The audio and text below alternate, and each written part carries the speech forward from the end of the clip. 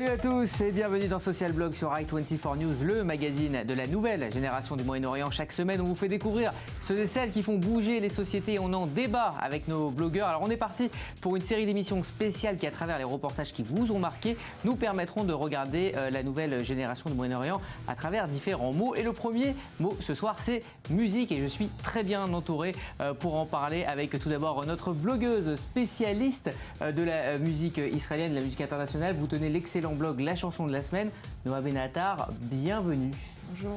Et avec nous aussi un passionné de musique arabo-andalouse, Mohamed Belmaza, vous êtes un spécialiste du Maghreb, étudiant à l'ESSEC et vous écrivez entre autres dans la revue en ligne Ré-Orient. Merci Mohamed d'être avec nous pour ce social blog. Du métal au houmous, de la nouvelle star afghane et du rap qui réchauffe l'hiver arabe, c'est ce social blog spécial musique. Bienvenue.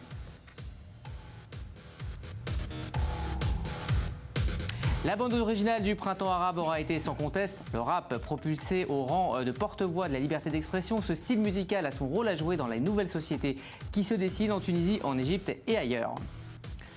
Vote par SMS, émotion et éclat de voix, tout y est. Les télécrochets occidentaux déferlent sur les écrans afghans avec le succès d'Afghan Star. Vous redécouvrirez ce concours de chant pas comme les autres.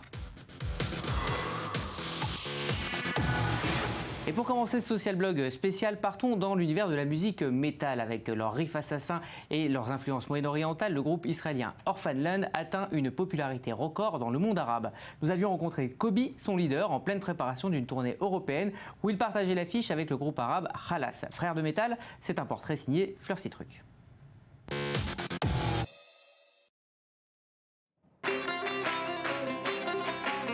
Une mosquée, le Christ, Moïse, Orphan Land joue sur les symboles des trois grandes religions monothéistes. C'est un des groupes de métal les plus écoutés au Proche-Orient. Nous sommes israéliens, nous sommes juifs, mais les gens estiment que c'est nous qui avons lancé le genre du métal oriental. Et les Égyptiens, les Syriens nous considèrent eux aussi comme les représentants de leur culture.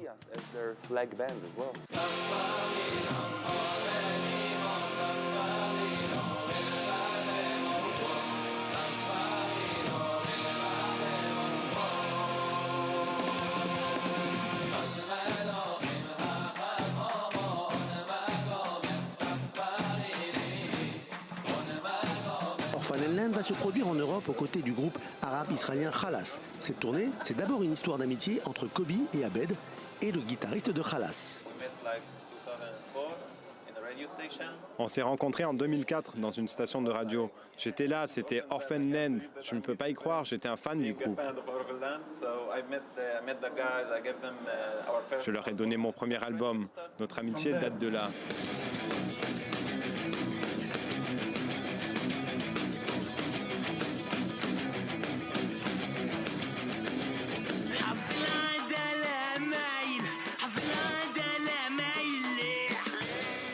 Je rends visite à Kobe, à Jaffa, et lui vient me voir très souvent à Saint-Jean-d'Acre.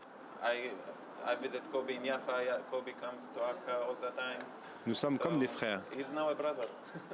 Kobe, d'origine juive, bulgare, est né et a grandi dans la vieille ville de Jaffa. La musique orientale et le chant de muezzin font partie des sonorités de son enfance. Tôt, dans le silence du matin, c'est comme une musique qui te réveille. Et souvent, dans les chansons d'Orphan Land, je tente de chanter comme un muezzin. Celui qui en beat en face, lui, c'est du heavy metal qu'il reçoit en pleine face. Khalas se définit comme un groupe de métal palestinien. Ses fans n'apprécient pas forcément l'idée qu'ils se produisent aux côtés d'Israéliens. Musicalement, les deux groupes vont bien ensemble, professionnellement. Mais politiquement, je ne sais pas. Khalas a même dû annuler un concert prévu à Ramallah. Pour eux, c'est une normalisation avec l'occupation. Ça nous blesse, même si ça ne représente qu'une faible partie de nos fans. Ce sont les mêmes qui connaissent Khalas depuis 15 ans et qui, d'un seul coup, nous considèrent comme sionistes et israéliens. C'est vraiment stupide. Orphan Land n'est pas son premier coup d'essai. En 2011, il a fait une tournée en Europe avec des groupes tunisiens, algériens et libanais. Chaque jour, c'était le même message que nous envoyons sur scène. Oui, nous sommes musulmans, juifs ou chrétiens, mais nous partageons tous une seule religion, c'est la musique. Et quand on demande à Abed ce qu'il attend de cette tournée, il répond en véritable rocker. D'abord, on va prendre du bon temps avec nos meilleurs potes. C'est ça le plus important. À part ça, sexe, drug et rock'n'roll, bien sûr.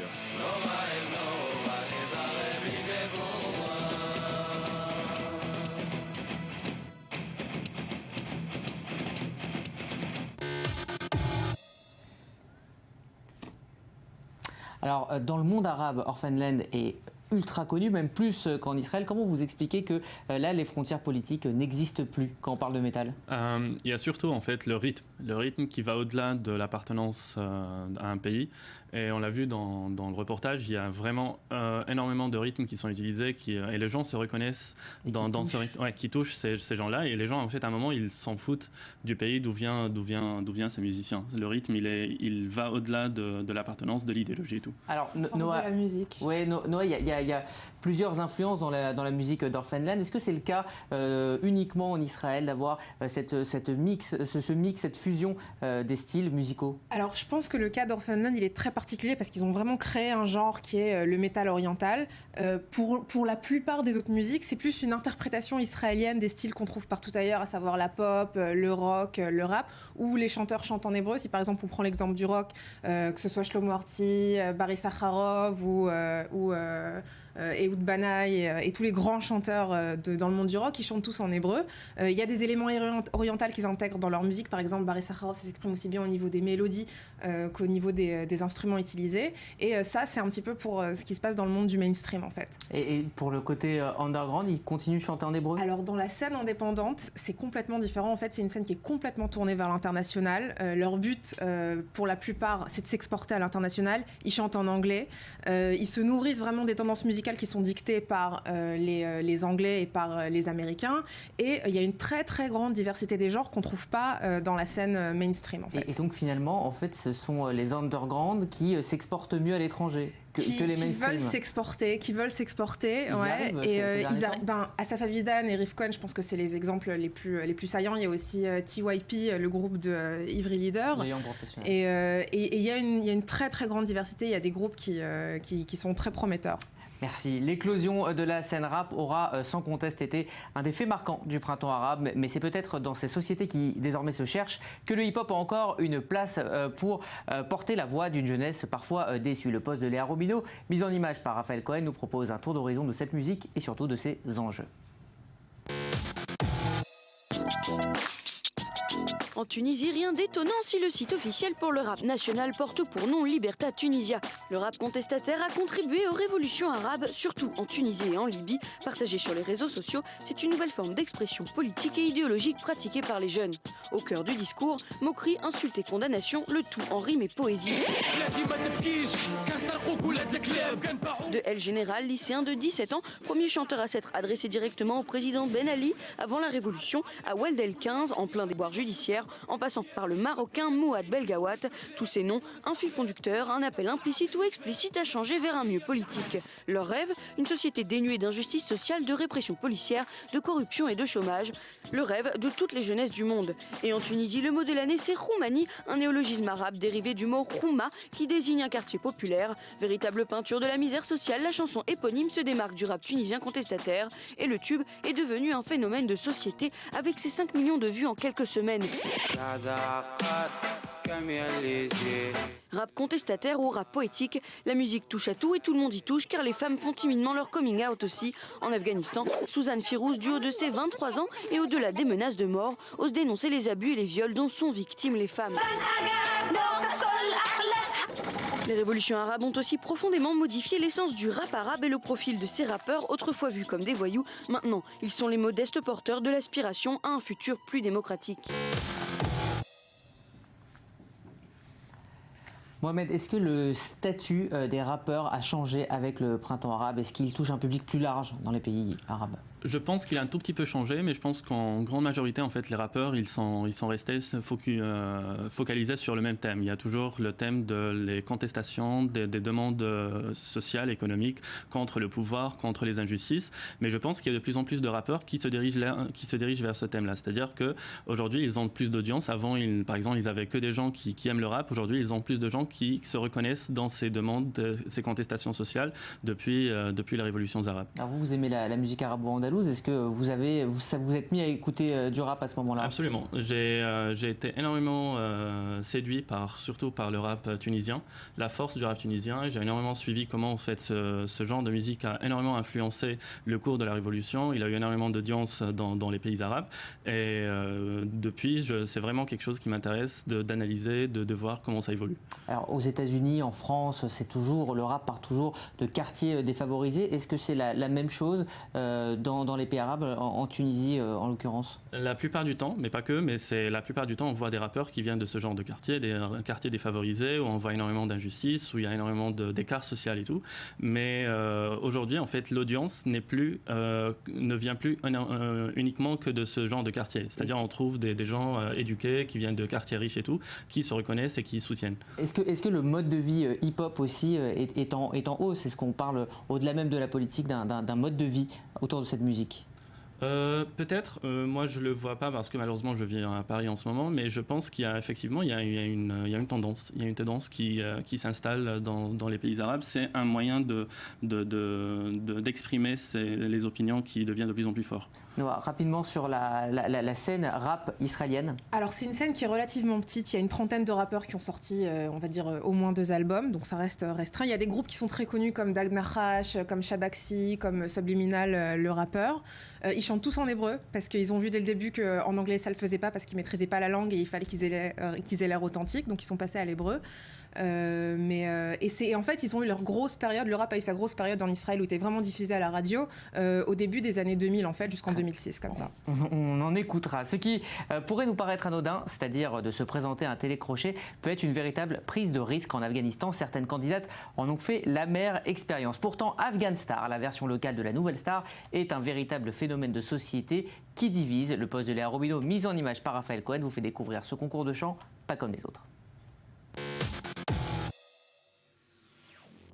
Ils sont adolescents, la vingtaine ou la trentaine et ils risquent chaque jour leur vie pour chanter sur scène. En Afghanistan, après 30 ans de règne taliban, la pop culture est enfin sur les ondes. En 1996, la danse, la musique et la télé ont été interdites. Motif, c'est un sacrilège. Aujourd'hui, dans la nouvelle République islamique, les règles se sont adoucies. Les restrictions sur la télévision et la musique ont été levées en 2004 et les chaînes se sont multipliées. Les organisateurs d'Afghan Star ont un espoir, remplacer les armes par la musique. Une belle ambition qui n'a attiré que très peu de monde au début de l'aventure. 1000 personnes étaient venues tenter leur chance en 2005 et le gagnant, c'est lui.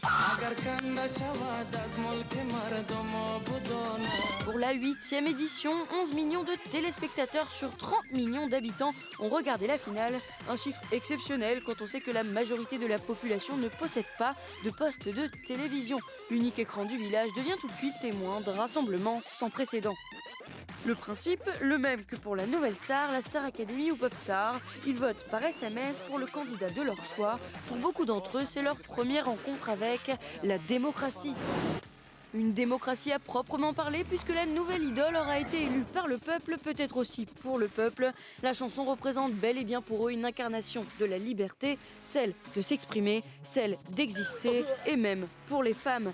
Car depuis le début de l'émission, 3 femmes ont concouru. 2 d'entre elles sont arrivées en quart de finale, Lema et Setara. Mais tout n'est pas que paillettes et projecteurs. Derrière la scène, l'histoire est tout autre. L'une des candidates a osé se déhancher sur scène. Elle ne peut plus retourner dans son village natal où elle risque sa vie. L'autre a reçu des menaces de mort malgré le respect des règles de pudeur. Elle est aujourd'hui sous protection gouvernementale.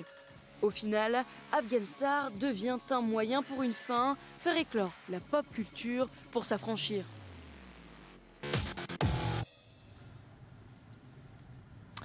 Alors on assiste à vraiment une explosion de ce genre de concours dans le monde arabe. On a eu le cas d'Arab Idol. Qu'est-ce qu'on y trouve de différent, même si le packaging est le même qu'en Occident, qu'est-ce qu'on y trouve de différent dans les concours de chant dans la musique arabe? Ce qui est différent, c'est déjà moins de règles de bienséance comme on pourrait le voir, enfin